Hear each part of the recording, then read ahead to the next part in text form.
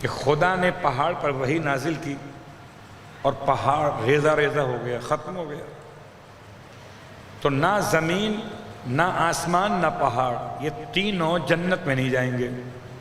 حالانکہ اطاعت گزار پہاڑ بھی ہے، پگھل گیا، اطاعت گزار زمین بھی ہے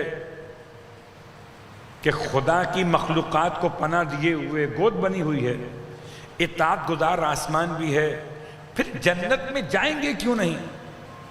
کہ اس لیے کہ ان کی اطاعت بالاختیار نہیں ہے۔ اگر بالاختیار ہو تو قابل تعریف ہے، اور جب قابل تعریف ہو تو پھر جنت ہے۔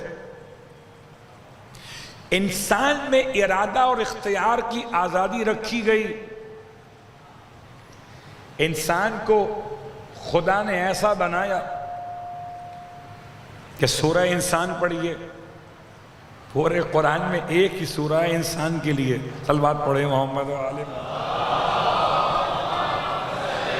حالانکہ پورا قرآن انسان کے لیے ہے۔ کسی نے مجھ سے سوال کر لیا اور سوال بھی کیا، پاکستان سے باہر رہنے والے ایک مومن نے، پہلے یہیں رہتے تھے گلبرگ کی طرف، اب چلے گئے باہر، کہ مولانا یہ قرآن کے بارے میں بات سمجھ میں نہیں آ رہی۔ کیا بات؟ کہ قرآن میں قصے کہانیاں ہیں، قرآن پچھلے لوگوں کی داستان کی کتاب ہے اور تو کچھ نہیں۔ لا حول ولا قوت الا باللہ۔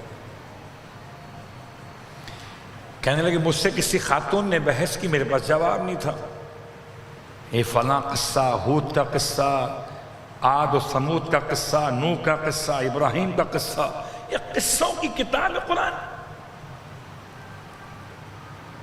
اللہ اکبر۔ جواب میں کیا کہتا؟ اس سے قرآن سمجھ میں نہیں آیا، اس سے آل محمد سمجھ میں کیسے آ جائیں گے؟ آپ سب کیا پڑھتے ہیں ام القرآن میں؟ سورہ الحمد۔ سورہ الحمد میں کہیں قصہ ہے؟ صلوات پڑھیں محمد و آل محمد، بتائیے کوئی قصہ ہے؟ قوم سمود کا حال اس میں نہیں، قوم عاد کا حال نہیں۔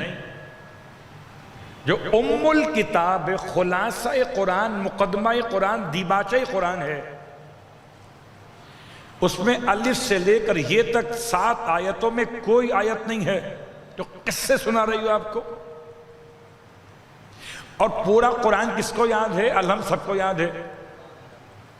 ابا مر گئے تو الحمد، اماں مر گئی تو الحمد، نماز میں آئے تو الحمد، فاتحہ دینے کھڑے ہوئے تو الحمد، بیمار کی شفا یابی کے لیے الحمد۔ اور کیا الحمد کی شان ہے؟ امام موسی کاظم علیہ السلام ارشاد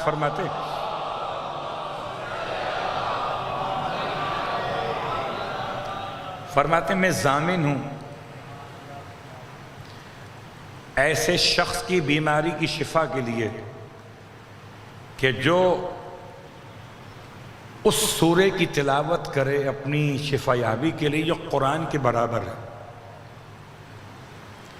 یعنی پورا قرآن ایک طرف اور ایک سورہ ایک طرف ہے، سورہ الحمد۔ کیسے تلاوت کریں؟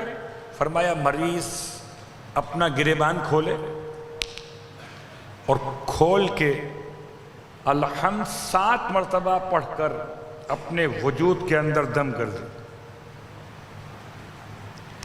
امام فرماتے ہیں اگر شفا نہ ہو تو 7 دفعہ کے بعد 70 دفعہ پڑھے۔